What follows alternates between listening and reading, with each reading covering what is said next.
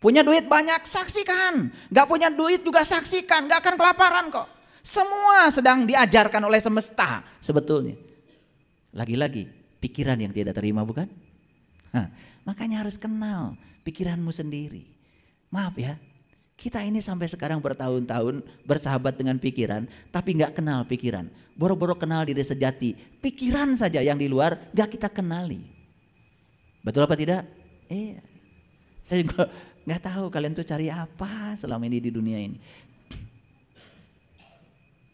Pada sibuk. Ya, coba lihat tuh. Ketika terjebak benar salah, terjebak baik buruk, kita akan berpihak, bukan? Dan berpihak itu gak enak. Gak enak. Saya dulu kalau nonton bola berpihak. Dulu belum ngerti ilmunya. Apalagi yang sedang main klub kesayangan saya. Jadi tidak objektif. Kalau klub saya curang pun dibenarkan oleh saya. Yang penting menang. Tapi klub orang lain curang pada klub saya. Dongol sih, marah. Bahkan TV pun tonjok-tonjok. Betul nggak? Kan yang luka tangan sendiri. Makanya lihat. Habis pertandingan sepak bola, stadion hancur. Tempat duduk hancur. Karena klub kesayangannya kalah. Karena mengidentifikasi diri semua penontonnya seakan-akan dirinya itu adalah kemenangan. Sehingga pikiran tidak terima dengan kekalahan. Tidak objektif. Walaupun lawan itu lebih bagus mainnya, tetap aja kita akan sedih. Tidak ada penghargaan buat orang lain. Kita belum dewasa. Maaf ya. Coba lihat penonton di negara yang sudah beradab. Siapapun yang bagus mainnya, aplaus, tepuk tangan. Jadi tepuk tangan terus sepanjang pertandingan. Siapapun yang menggolkan bagus, tepuk tangan. Orang sudah selesai dengan dirinya sendiri begitu. Coba begitu lawan memasukkan gol ke pihak klub yang kita sayangi, jempling. Tahu-tahu kursi aja amburadul, betul nggak? Ini masalah kita, masalah kita. Karena kita tidak belajar. Coba perhatikan. Yang paling sibuk di sepak bola 2 klub penonton. Karena mereka semua terjebak pada benar salah, baik buruk, pengen menang. Yang paling anteng di situ cuman 4 orang. 1 wasit, 2 hakim garis kiri kanan, 3 inspektur pertandingan. Adem. Betul nggak? Mereka itu paling adem di situ, ya. Kalah siapapun senyum aja. Betul nggak? Makanya Allah mengatakan di Quran, hendaklah kalian semua menjadi wasit. Waja'alnakum ummatan wasato. Jadi wasit. Tuh, jadi wasit itu artinya tidak berpihak. Begitu wasit berpihak, pasti hancur stadion. Ngerti nggak penjelasan saya? Suka nonton bola? Coba mulai nanti nonton bola objektif. Coba, enak. Ya. Ada orang sampai darah tinggi naik gara-gara klubnya kalah.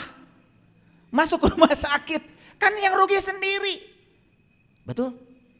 Lihat saya semua. Yang hari ini ada di klub A, pemainnya besok ada di klub B. Lusa ada di klub C, pemainnya aja pindah-pindah. Nah orang tuh pindah. Cing atuh tong bodoh wae. Betul nggak? Iya.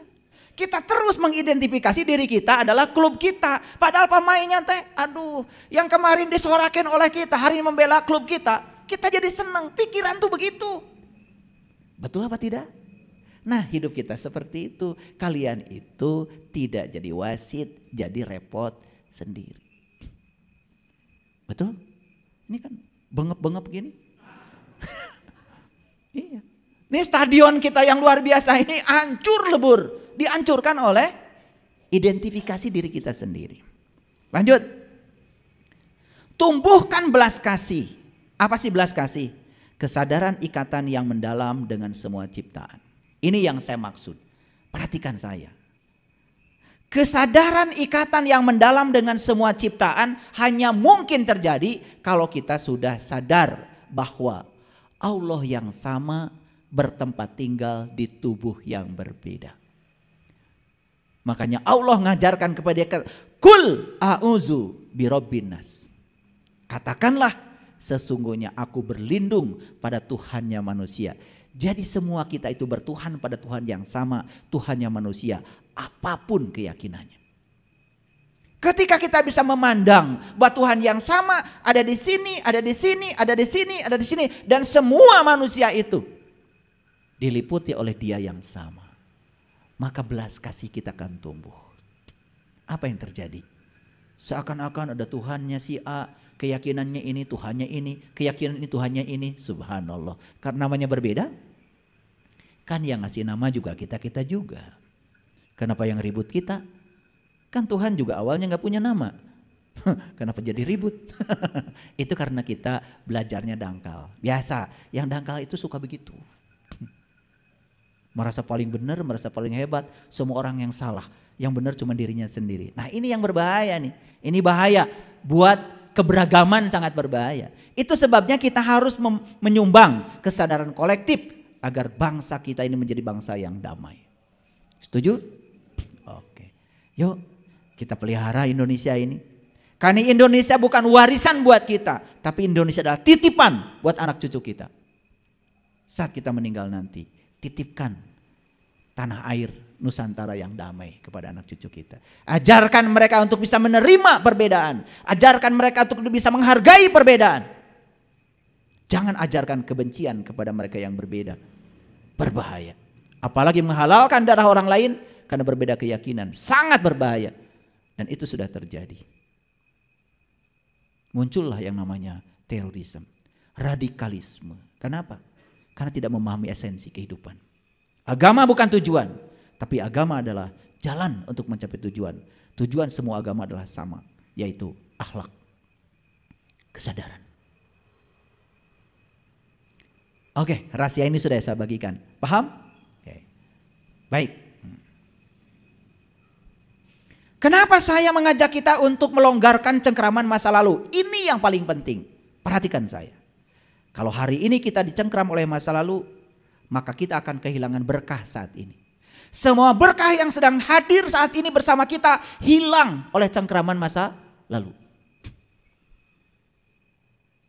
Yang kedua, begitu kita bisa melonggarkan cengkraman masa lalu dan berserah diri kita sepenuhnya menerima saat ini tanpa syarat, apa yang terjadi?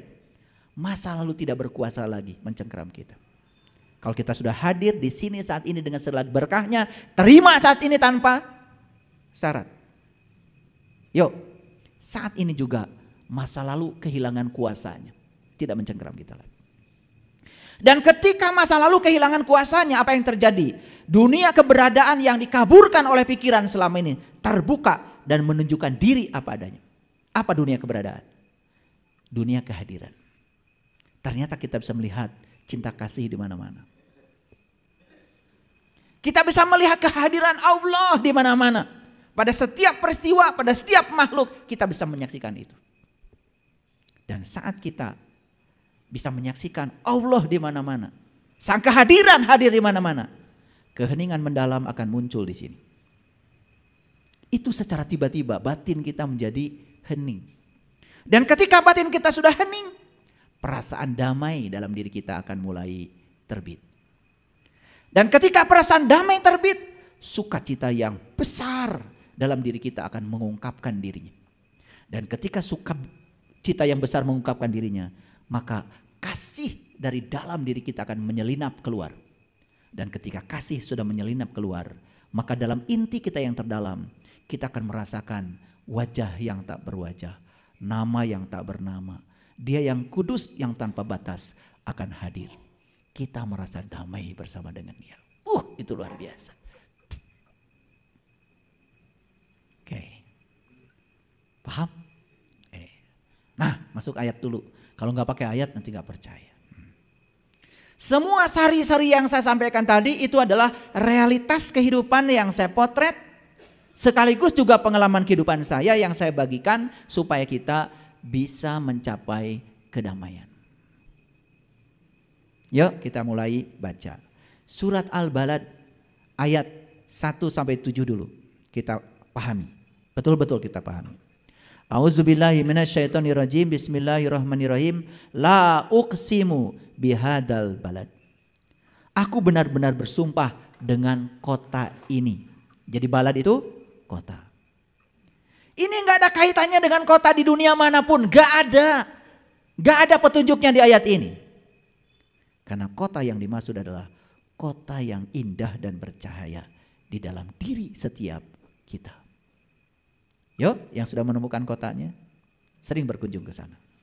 Yang belum menemukan kotanya, segera tinggalkan kampungmu. Makanya di Quran surat An-Nisa, catat, An-Nisa ayat 66, Allah berfirman, bunuhlah dirimu dan keluarlah dari kampungmu. Itu perintah Quran. Bunuhlah dirimu dan keluarlah dari kampungmu. Jadi untuk keluar dari kampung, dari kegelapan, kebodohan, keegoan, diri palsu, bunuhlah dirimu. Apa yang harus dibunuh? Bunuh identifikasi dirimu terhadap pikiran. Bunuh diri palsumu. Bunuh egomu. Cari guru yang bisa membantu kita untuk itu. Dan saat kita bisa keluar dari kampung kita, gak ada jalan lain kecuali kita pergi ke kota. Makanya leluhur kita kalau keluar dari kampung pergi ke kota, kan disebutnya juga nyaba. Coba. Bade ka mana ya? Nyaba. Kamana? Kadayeuh. Dayeuh itu kota. Kota tua namanya Dayeuh Kolot. Nah itu. Cari oleh kita. Dalam diri kita tuh ada kota tua. Luar biasa. Itu kota yang tidak pernah berawal dan tidak akan pernah berakhir. Itu kota abadi dan selamanya akan ada.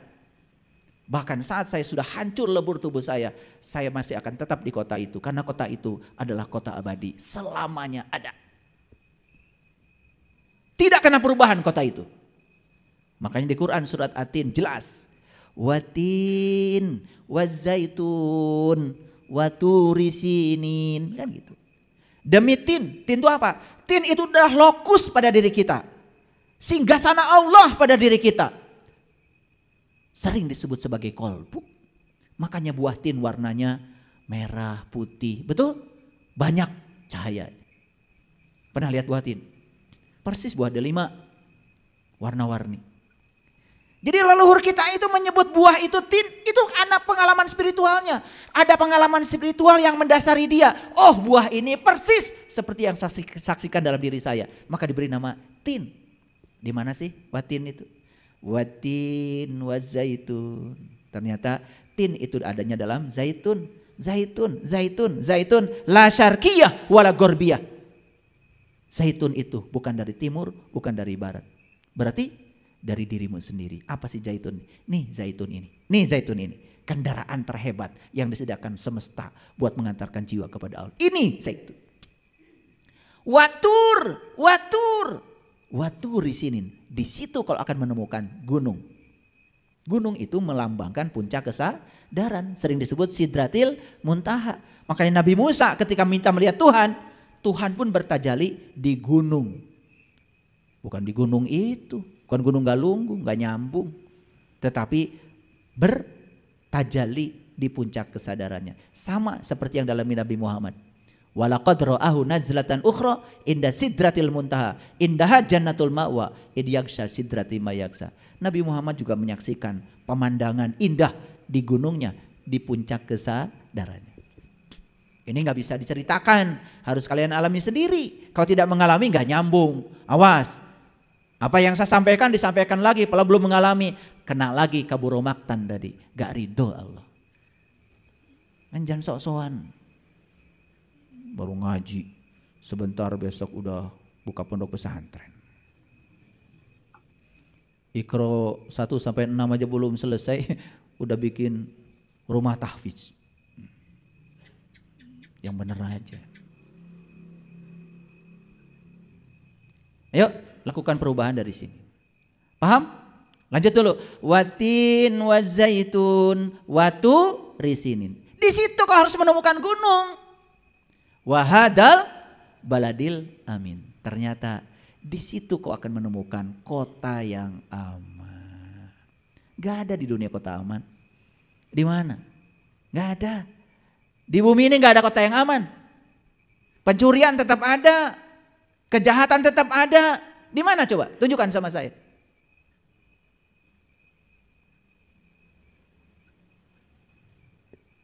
Kota suci itu adanya di sini.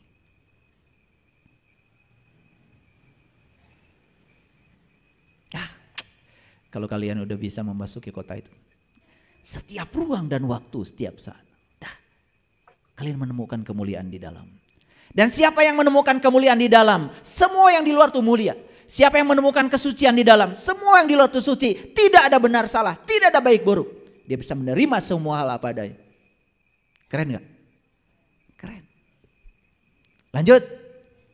Laqad khalaqnal insana fi ahsani taqwim. Sungguh aku telah menciptakan insan dalam wujud yang sempurna. Jadi tubuh kita ini sangat sempurna untuk apa? Untuk menemukan kota dalam diri kita. Untuk menemukan kota yang aman. Itu kesempurnaannya manusia. Summa rodadnahu asfala safilin. Tapi siapa yang mengaku dirinya manusia, tapi tidak menemukan kota dalam dirinya, jadi aspal. Tahu aspal? Paling rendah derajatnya. Setelah diambil Pertamax turbonya, diambil Pertamaxnya, diambil Pertalite-nya, sisanya aspal. Nasibnya diinjek. Kepanasan, gitu, aspal. Jadi kalau sekarang kita menderita, maaf, ini susah. Jangan-jangan kita tidak mengangkat derajat kita sendiri. Kita telah memantaskan diri kita menjadi aspal. Makanya ada kekecualian. Walak apa? Summa rodadnahu asfala safilin illal lazina amanu. Satu yang iman. Bukan yang aku beriman loh, yang iman. Ciri orang beriman itu sederhana di Quran. Ciri orang beriman itu ingat kepada Tuhannya. Karena dia sudah tahu dan kenal pada Tuhan. Illal lazina amanu wa amilus solihah. Dan dia menjalankan amal soleh. Falahum ajrun. Bagi dia ada ajrun. Ajrun itu adalah zat. Zarah. Maka bagi dia ada Allah. Bukan namanya. Bukan af'alnya. Bukan sifatnya. Tapi Allahnya. Goiru mamnun. Abadi. Makanya Allah bersumpah di ayat ini. La uqsimu bihadal balad. Aku benar-benar bersumpah dengan kota ini. Kenapa Allah bersumpah dengan kota? Apa pentingnya kota ini?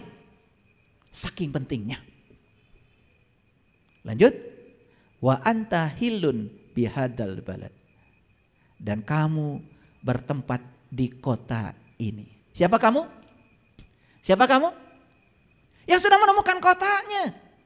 Dia akan bertempat di kota itu. Maaf ya, yang belum menemukan selamat tinggal di kampung poek.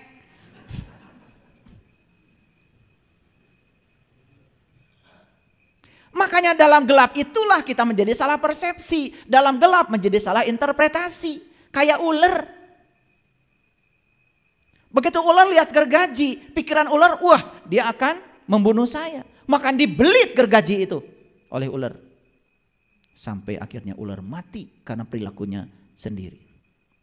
Nah, kita ini sering hancur, lebur karena perilaku kita sendiri. Disangkanya musuh kita adalah orang lain. Dan orang lain dianggap bahaya. Padahal tidak ada yang berbahaya di luar dirimu kecuali dirimu sendiri. Saya kasih tahu. Nih kalau sudah nunjukin itu saya pengen nyubit sama kalian. Kita selama ini menganggap bahaya dari luar. Di luar gak ada yang berbahaya. Kalau tidak diizinkan oleh kita, tidak ada yang berbahaya di luar. Sakit hati bukan buatan orang. Sakit hati buatan kamu sendiri. Karena kamu ingin orang lain seperti yang kamu mau. Begitu orang lain tidak melakukan yang kamu mau, padahal orang lain tidak bisa dikendalikan oleh kamu sakit hati. Siapa yang melilit gergaji itu? Kamu sendiri. Ular melilit gergaji. Jadi kita selalu menganggap yang berbahaya di luar diri kita. Maaf, Yang menyebabkan kalian gagal sholat tahajud kan bukan orang lain. Yang berbisik pada kamu, kamu sendiri. Bisiknya lembut, tiris. Betul nggak? Lembut, tiris. Tama, sudah tiris, tunuh. Lembut. Kalau yang saya ucapkan barusan itu kurang lembut. Karena kalau saya lembut membicarakannya kalian nggak dengar. Kasihan yang sedang ikut streaming, nggak dengar. Lebih halus dari itu. Bahkan nggak ada suaranya. Diturut? Diturut? Begitu. Tiris.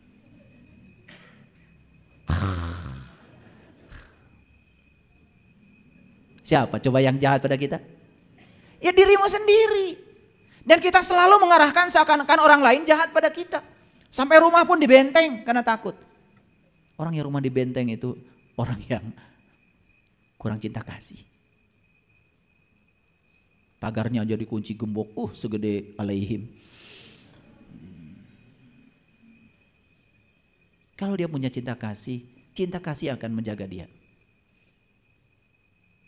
Kalau di situ setiap orang yang lapar dibagi, orang yang lapar itu akan menjaga dengan cinta kasih kita. Gak usah takut. Orang yang takut itu karena dia tidak punya kebaikan pada lingkungannya. Sehingga takut dirampok, ya karena pelit. Ada di sini juga.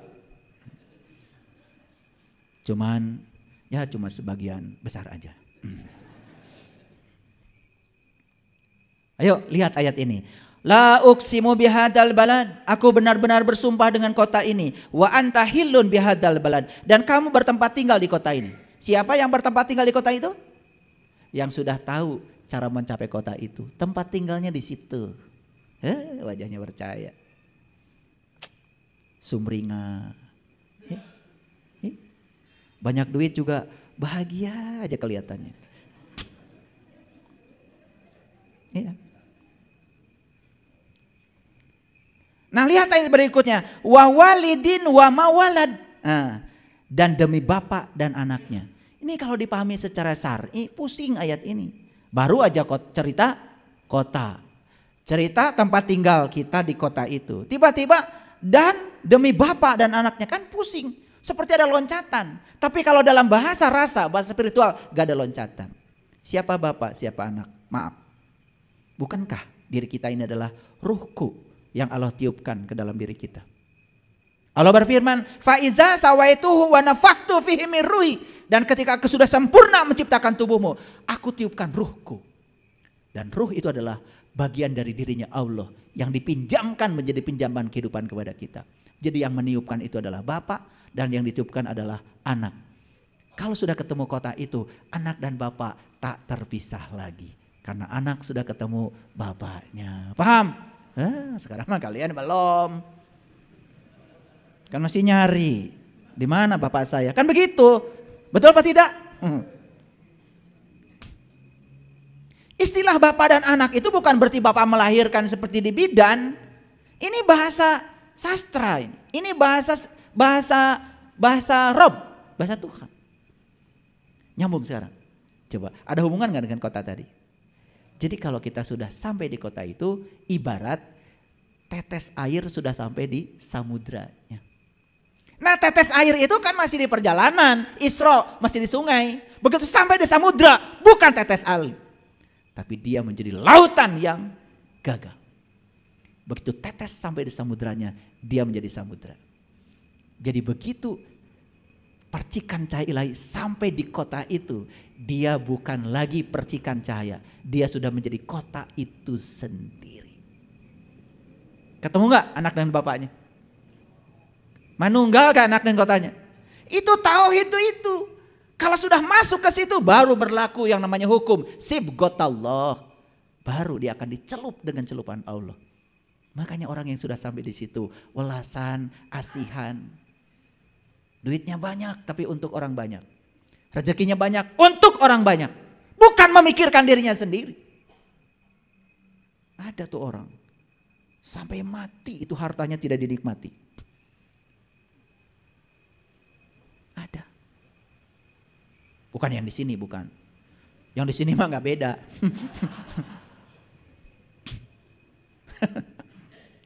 Ngerti? Wa walidin wa mawalad. Perhatikan kata-kata saya, perhatikan. Ini intuisi yang sedang berjalan. Makanya maaf, saya bukan mau memamerkan diri saya. Setiap kali saya mau kajian, saya minta restu dulu. Saya hubungkan diri saya dengan intuisi saya. Karena saya punya 5 tubuh. Pertama tubuh spiritual, 2 tubuh intuisi, 3 tubuh mental, 4 tubuh energi, yang kelima adalah tubuh fisik. Dan kalau saya sedang begini, 5 tubuh ini gumulung manunggal menjadi satu. Mohon izin, saya bukan. Jadi, kalau kita udah menghubungkan dengan kecerdasan yang tanpa batas, subhanallah. Al-Quran ini, satu ayat pun kalau dibedah itu nggak selesai-selesai, 5-10 jam nggak akan selesai. Tapi karena kita terbatas waktu, ya, maka saya bahas kulit luarnya aja dulu, ya. Semoga ini aja bermanfaat. Paham? Lanjut.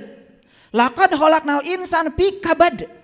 Sesungguhnya kami telah menciptakan manusia berada dalam susah payah. Manusia itu begitu. Siapa manusia yang susah payah? Nih saya kasih tahu. Manusia yang belum pernah menemukan kotaknya sampai kapanpun susah payah. Nete semplek, nincak, semplak, itu bahasa Inggrisnya. Serba salah. Sholat amak ke sholat komo. Gitu.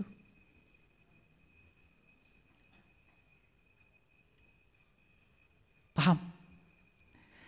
Jadi ayat ini cerita siapa? Siapapun yang belum menemukan kota dalam dirinya, belum menemukan pusat semesta dalam dirinya. Nih kata Allah, laqad khalaqnal insan fi kabad.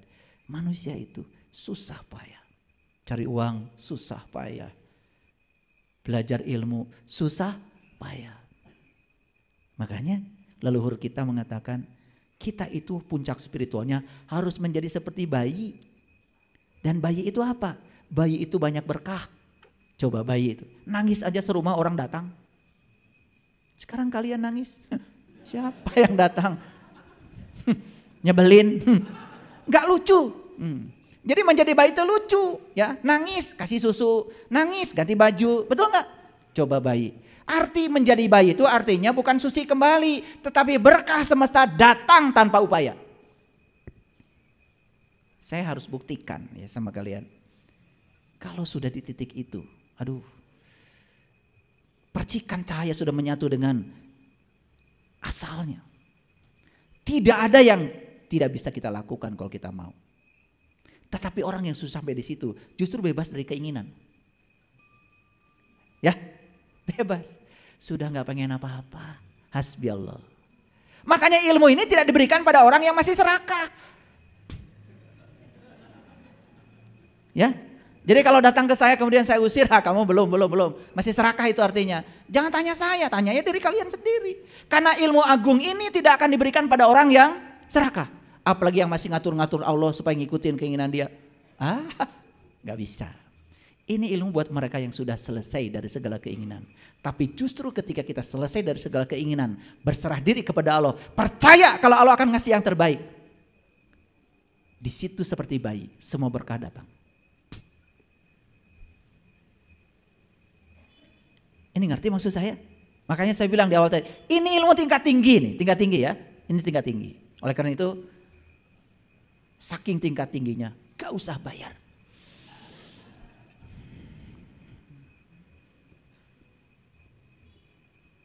Makanya, tidak ada tulisan di luar masjid ini, ditanggung tidak luntur. Apalagi luntur tidak ditanggung. Maaf ya. Yang perlu iklan itu hanya ilmu-ilmu yang tidak percaya pada ilmu itu. Ilmu sejati gak perlu iklan. Ada yang dapat undangan dari saya? Mau gue pikirin. Mau datang boleh, gak juga gak apa-apa. Ya. Karena memecahkan telur dari luar jadi telur dadar. Memecahkan telur dari dalam jadi kehidupan.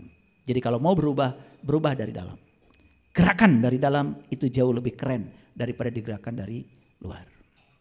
Paham? Oke. Sampai mana? Susah payah.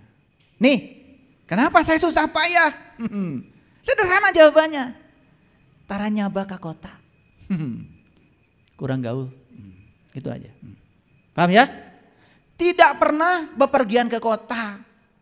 Makanya berpergian ke kota namanya nyaba. Nyaba itu ada ayatnya loh. Ada suratnya namanya surat Saba. Surat Saba itu perjalanan ke kota. Lanjut. Ayah sabu alla ya yaqdiru alaihi ahada. Apakah manusia itu menyangka bahwa sekali-kali tiada yang menguasai dirinya? Perhatikan kata-kata saya. Ketika kita turun tangan, Allah angkat tangan. Tapi ketika kita angkat tangan, Allah turun tangan.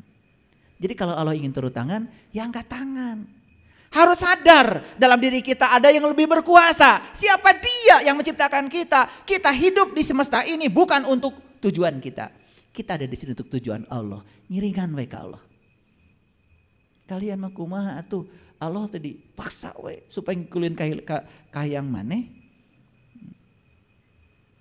Allah tadi atur-atur terus kan Allah bingung. Yang Tuhan siapa? Lu apa gue? Kata Allah. Ya Allah. Makanya di rumah kalian itu buku agama yang ada cuman kumpulan doa-doa mustajab aja. Gak ada yang lain. Biar Allah bisa diatur. Dan kalau sudah bisa diatur, wah bangga cerita di mana, Allah sama saya nurut. Asa soleh ya kalau ngomong gitu, betul nggak? Subhanallah. Dan kalau yang diajak bicara sama-sama begitu frekuensinya, kumaha atuh carana? Tiap malam Jumat, naon? Mau orang we. Ayah sabu Allah yaqdiru alaihi hada yaqulu ahlaktu malan lubada. Apakah manusia menyangka bahwa sekali-kali tidak ada yang berkuasa atas dirinya? Yuk, kalau kita sadar, saya ciptaan Allah, saya ada di dunia untuk menyenangkan Allah, untuk tujuan Allah. Saya ada di dunia harus menjadi kepanjangan tangan Allah, menyampaikan cinta kasih Allah pada semua makhluk. Kalau kita begitu, kita kerja nggak cari uang lagi. Tapi saya bekerja karena saya diperankan oleh Allah untuk menyampaikan cinta kasih Allah kepada orang yang perlu pelayanan. Uang datang? Uang datang? Datang melampaui yang dipikirkan. Jadi bayi lagi. Tapi setiap kita melakukan kebaikan dikaitkan dengan berapa yang kita dapat. Percaya sama saya, kita hanya akan mendapat yang kita pikirkan. Like attracts like. Ini saya menggunakan bahasa akademik ya, tapi bahasa akademik tingkat TK sebetulnya ini. Tingkat TK, tahu TK? Taman kawak-kawak. Ini kawak semua ya, udah kawakan.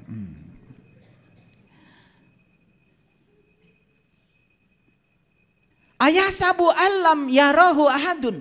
Apakah dia menyangka bahwa tiada yang melihatnya? Oke, lanjut. Lalu apa kaitannya nih surat Al-Balad dengan kajian kita hari ini? Lihat selanjutnya. Ini ayat 8 sampai 13. Alam naj'allahu ainain. Bukankah kami telah memberikan kepadanya 2 buah penglihatan? Yuk, lihat saya semua. Bukan 2 mata. Kalau 2 mata ya sudah kita punya kiri kanan. Mata kita ini 1. Ini untuk melihat yang lahir. Makanya kalau mata ini yang terbuka cuman melihat yang lahir. Ada 1 mata lagi dalam diri kita yang harus dibuka. Itu yang disebut dengan mata jiwa, mata batin, mata qalb. Makanya Allah infokan kepada kita, aku telah berikan kepadamu 2 penglihatan. Penglihatan lahir, penglihatan batin. Clear? Nih saya kasih tahu, siapapun yang hari ini hanya melihat dengan penglihatan lahir akan tertipu oleh bungkus, disangka kongguan padahal ranginang. Betul gak? Makanya kita meributkan Dajjal. Dajjal si mata 1, Dajjal si mata 1. Ari maneh keheula. Jadi si mata 1 itu artinya dia melihat semesta ini cuma dengan mata lahir. Siapapun yang melihat dunia dengan mata lahir, nah eta Dajjal. Kahartos. Makanya kalau kita melihat dengan mata lahir kita jadi bohong. Karena kita tertipu oleh bungkusan. Makanya Dajjal itu disebut pembohong. Kita pusing selama ini belajar Dajjal. Akan lahir di mana, pusing. Padahal eta di babawa. Saimah deh. Paham ya? Nah begitu kita sembuh dari kebutaan mata batin, kita tidak tertipu lagi oleh bungkusan luar. Kita bebas dari penyakit kulit. Maka hari itu tidak ada lagi Dajjal. Karena Dajjal sudah mengalami hari kebangkitan kesadaran. Itu yang namanya kiamat. Maka disitulah perlu Imam Mahdi. Orang yang menunjukkan jalan. Jalan supaya mata yang tertutupnya jadi terbuka. Gitu. Kartos?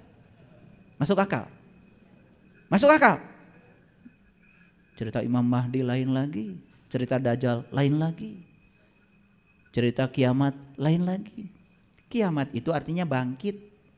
Siapa yang harus bangkit? Coba. Kalau ada orang sedang berdiri. Pernah gak bilang, bangkit, bangkit. Gitu. Oh, bangkit manulabuh. Tuh gak? Kudu berag. Ayo bangkit, bangkit. Tuh. Jadi bangkit mah keur labuh. Jadi kata bangkit itu cocok buat yang sedang terpuruk. Saya kalau sholat kok ingatan saya kemana-mana. Sok atuh bangkit. Kan sholatnya mengingat Allah. Saya kalau ngaji Quran itu saya tenang sekali. Kenapa? Dan gak ngerti. Sok atuh bangkit. Bangkit. Kan kata Quran kalau disebutkan ayat-ayatnya bergetarlah. Iya makalah. Tenang. Sedangkan kata Quran sendiri orang beriman itu apabila dibacakan ayat-ayatnya itu bergetar, bertambah imannya. Iya mah dibacakan Quran.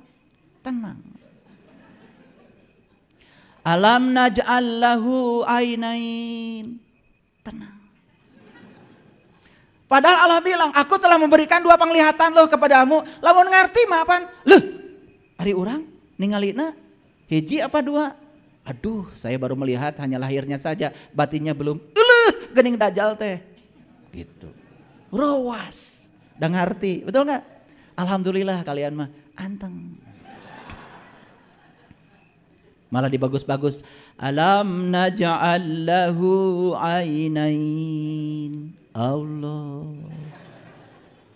Wa lisanan wa syafatain. Allah. Wa hadainahun najdain. Allah. Malah di Quran Allah bilang, aku jadikan kamu kera yang hina. Allah.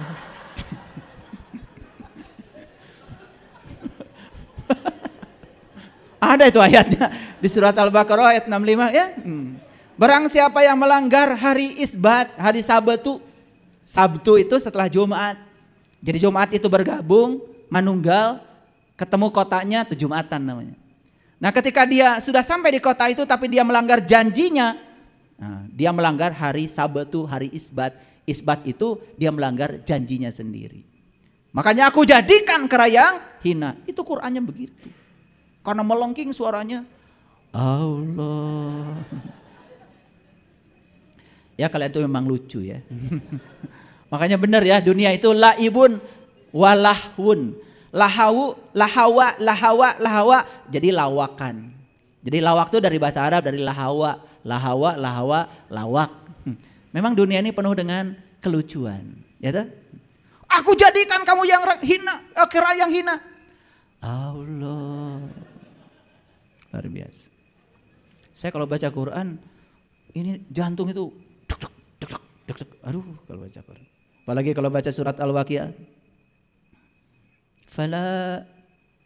Falaula idza balagatil hulqum wa antum hina idzin tangdurun wa nahnu aqrabu ilai minkum walakin la tubsyirun.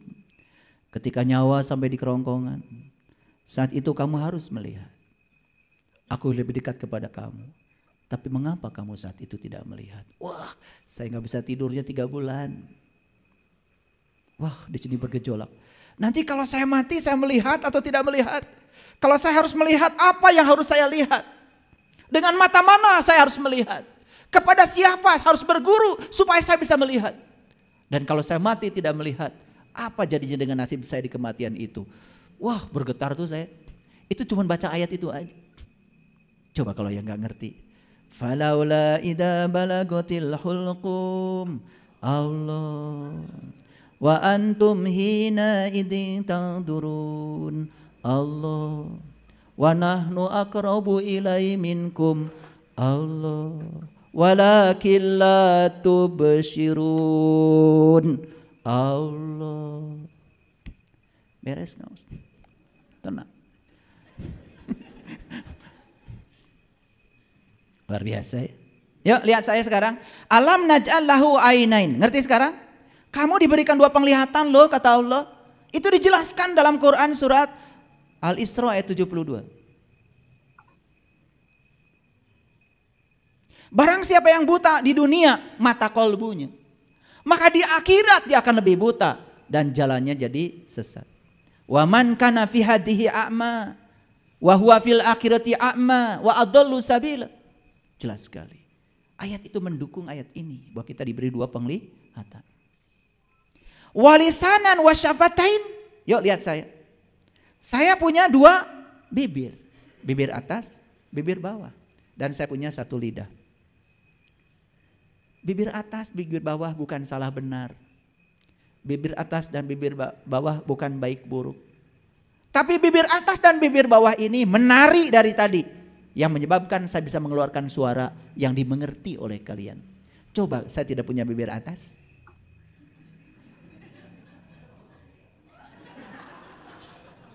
Gak ada suaranya. Atau bibir atas saja tidak punya bibir bawah. Gak ada suaranya. Suara saya ini terdengar karena ada atas ada bawah. Jadi atas dan bawah bukan baik dan buruk. Terima semua dualitas apa adanya. Ikuti tarian semesta, lidah ini bisa menari dengan sempurna, keluar kata-kata yang bisa dimengerti. Itu kaitannya dengan tadi kecerdasan. Kecerdasan itu adalah kemampuan untuk bisa menerima dan beradaptasi dengan perubahan. Oke? Wahadainahu najdain, dan kami telah menunjukkan kepadanya 2 jalan. Hati-hati. Allah menunjukkan 2 jalan, tapi Allah tidak nyuruh kita memilih salah satu jalan. Malah Allah menawarkan jalan yang berbeda. Allah mengatakan, "Fala aqtahamal aqabah." Tidakkah engkau menempuh jalan mendaki? Wa ma adraka mal aqabah. Tahukah apa jalan mendaki itu? Fakkur raqabah. Bebaskan kamu dari perbudakan. Ada 2 jalan, tetapi tidak disuruh mengambil salah satu jalan. Malah disuruh mencoba jalan mendaki. Lihat saya semua. Mendaki kemana? Ke gunung, ke atas. Cocok dengan ayat tadi. Betul? Demi tin, demi zaitun. Di sini ada kota yang aman. Di sini ada gunung. Jadi kita disuruh untuk menapaki level-level kesadaran. Sampai di puncaknya kesadaran, kita tidak lagi melihat benar, salah, baik, buruk. Semua yang terjadi adalah realitas. Semua realitas adalah kebenaran. Tangkap pesannya dari Allah. Maka kita tidak terjebak, menendang dan mencengkram lagi. Itu yang disebut dengan merdeka. Jadi sebetulnya kita semua selama ini hidup diperbudak oleh dualitas. Diperbudak benar salah. Ini kawan, ini lawan. Betul? Ini teman, ini musuh. Wah, hidup kayak gitu. Coba, orang yang baik kepada kita teman. Orang yang tidak baik kepada kita guru. Sama-sama teman. Coba, terima semua apa adanya. Keren. Orang yang pelit, sahabat.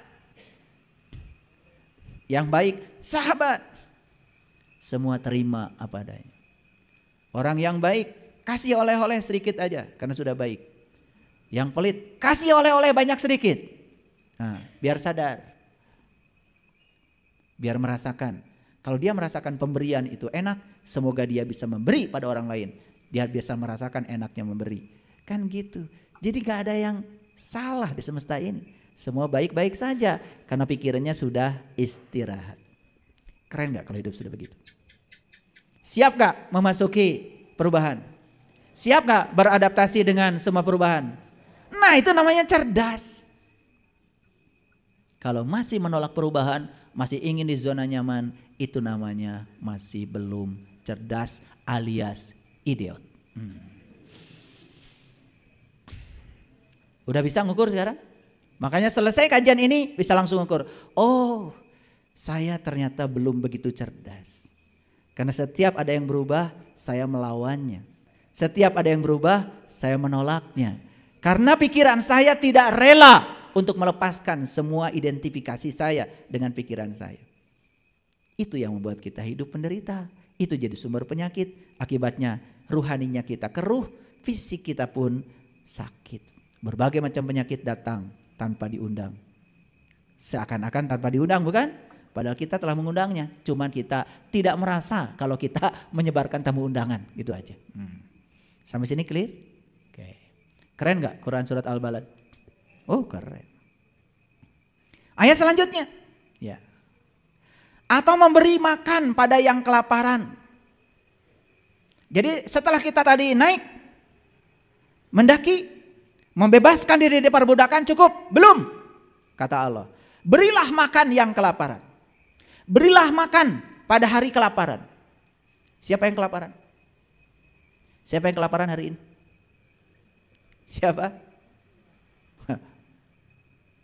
Jangan ngarang. Ayat selanjutnya. Yatiman da makharobah. Yatim yang ada hubungan kerabat.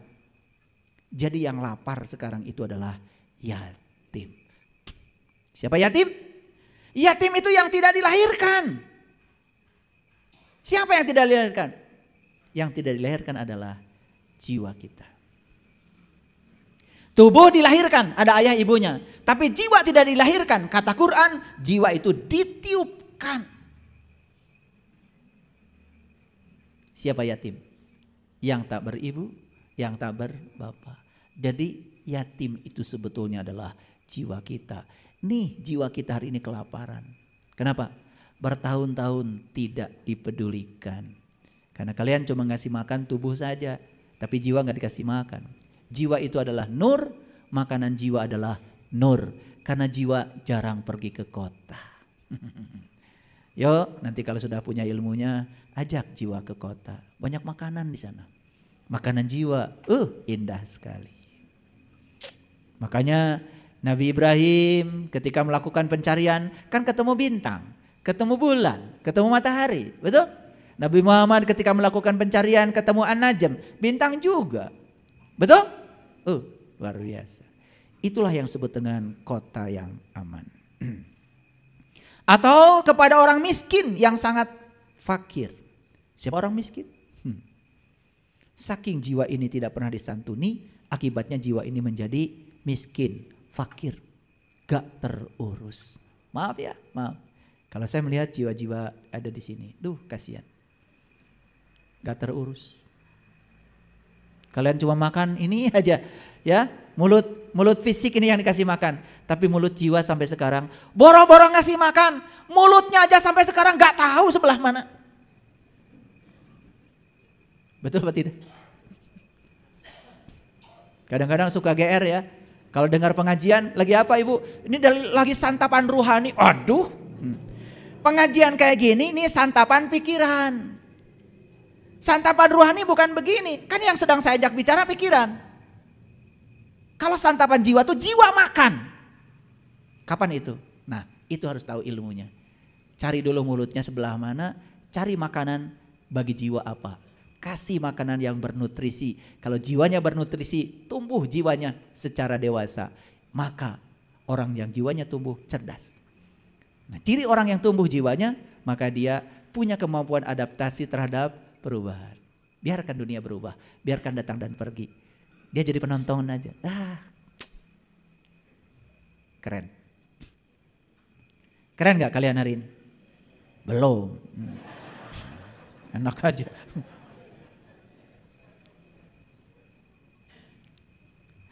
Dan dia termasuk orang-orang yang beriman dan saling berpesan untuk bersabar dan saling berpesan untuk berkasih sayang. Ayo lihat saya semua.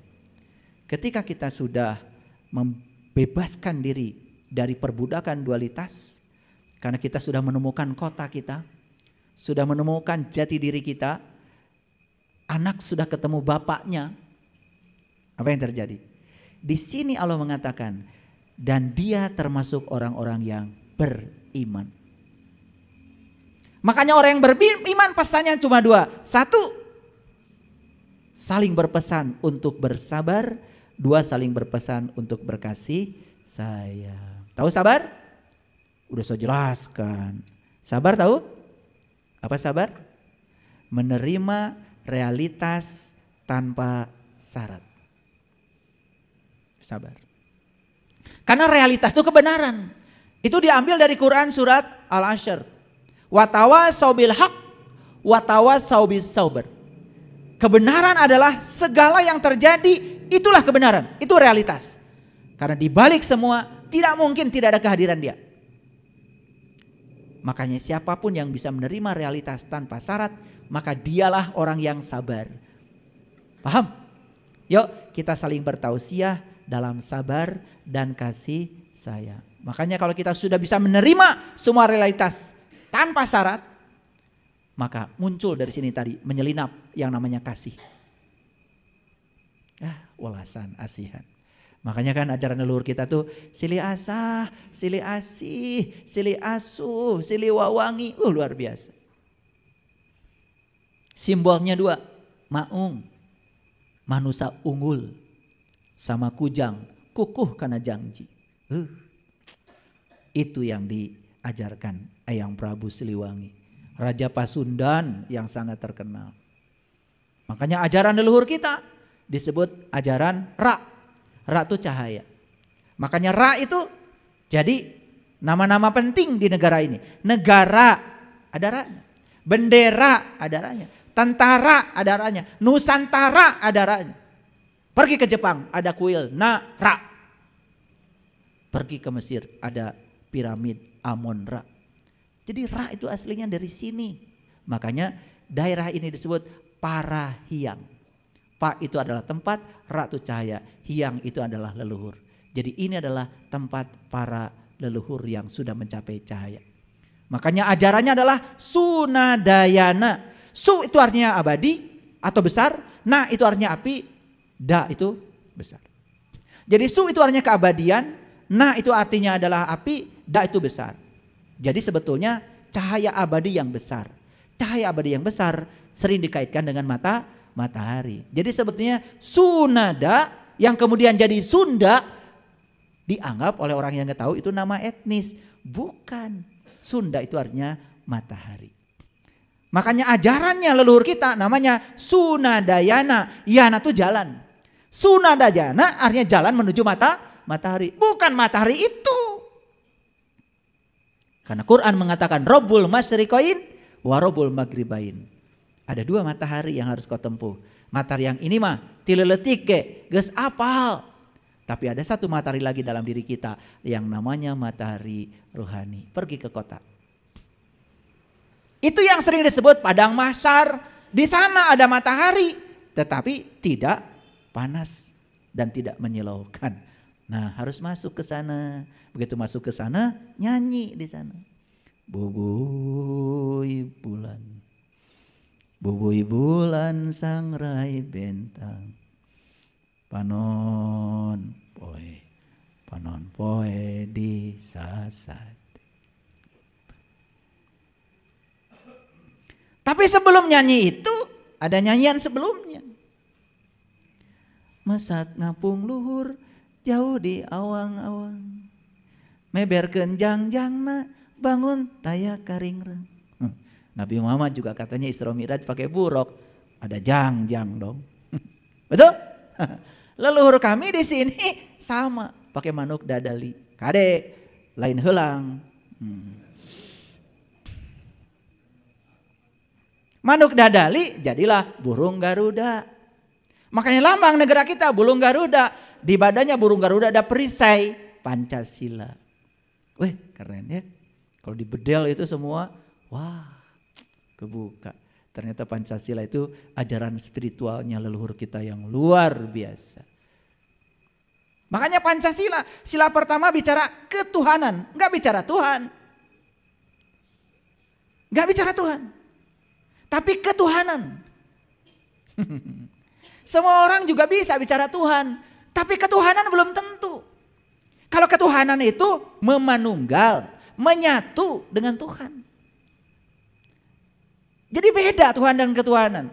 2, kemanusiaan. Gak cerita manusia kok Pancasila, kemanusiaan. Karena nilai tertinggi dari manusia adalah kemanusiaannya. Kan banyak manusia yang kehilangan kemanusiaannya. Kan jadi binatang. Betul gak? Orang lain karena kehel, bunuh. Beda keyakinan, bunuh.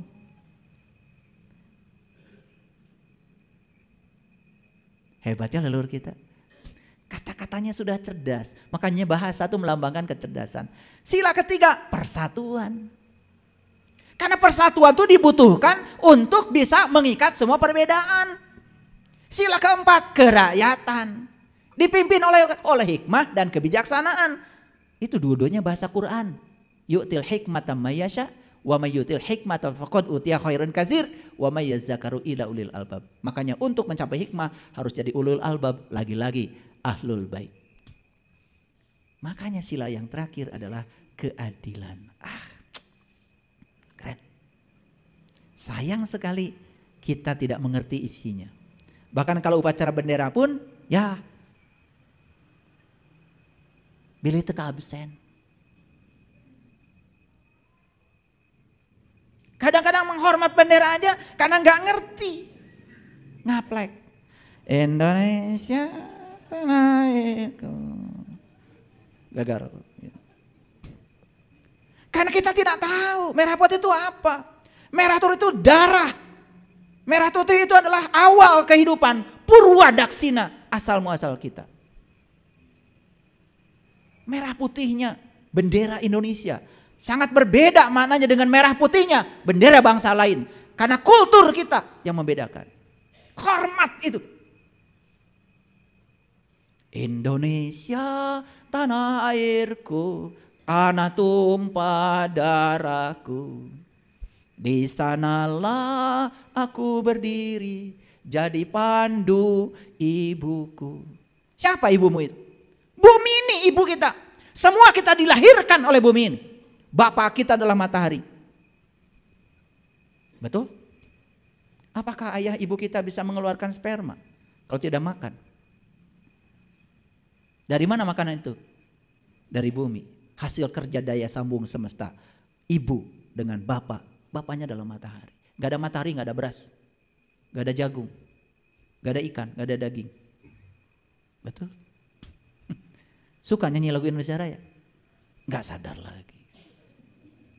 Jadi pandu ibuku, Indonesia kebangsaanku, bangsa dan tanah airku. Marilah kita berseru, Indonesia bersatu. Hiduplah tanahku, hiduplah negeriku, bangsaku, rakyatku semuanya. Bangunlah jiwanya, bangunlah badannya untuk Indonesia Raya. Indonesia Raya, merdeka, merdeka, tanahku, negeriku yang ku cinta. Indonesia Raya, merdeka, merdeka, hiduplah Indonesia Raya. Luar biasa. Itu lagu spiritual, itu doa. Doa bangsa kita itu.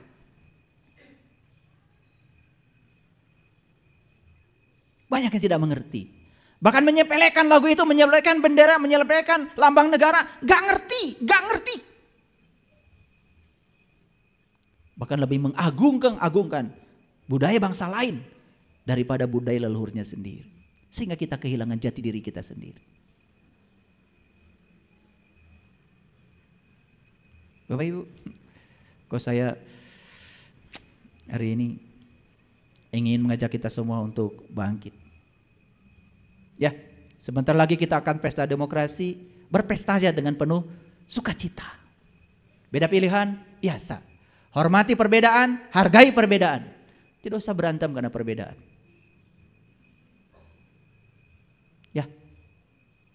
Yuk kita rayakan pesta demokrasi ini dengan penuh sukacita. Jangan berantem. Aduh. Yang rugi kita sendiri. Apalagi sampai bakar-bakaran. Saya pernah itu dulu. Dulu ini sejarah ya. Saya diundang kajian itu di suatu tempat. Begitu sebelum kajian, saya di briefing dulu oleh tim panitia. Ya. Awas, di sini markasnya capres ini. Kalau Anda nanti ya berbeda, tidak mendukung capres ini, nanti Anda nggak bisa pulang. Wah, dikiranya saya bermental seperti itu. Ya udah, saya jadi wasit aja. Saya ceramahnya tidak ada kaitan dengan politik. Karena saya datang ke dunia ini untuk menyatukan dan melatih untuk menghargai perbedaan. Oke. Indah gak? Indah gak ayat Quran tadi? Terasa indahnya sekarang? Siap untuk menjadi orang cerdas? Siap? Oke. Ulangi lagi, siapa orang cerdas itu? Yang mampu beradaptasi dengan perubahan. Oke? Oke. Suami dulu ganteng? Sekarang? Tambah ganteng. Bagus. Istrinya dulu cantik? Sekarang? Tambah cantik. Keren itu. Siap menerima perubahan. Ya, udah. Terimalah ya pasangan hidup kita, manusia terhebat di semesta yang dipasangkan untuk kita. Kita tidak akan menjadi kita yang hari ini kalau pasangan kita bukan dia. Keren bukan? Keren. Baik, saya kira itu saja yang bisa saya sampaikan hari ini. Semoga kuliah kita hari ini memberikan semangat baru, ya, semangat baru. Dan saya yakin ya para sahabat semua punya semangat untuk terus menjadikan hidup ini lebih bermutu dan berkualitas. Terima kasih. Assalamualaikum warahmatullahi wabarakatuh.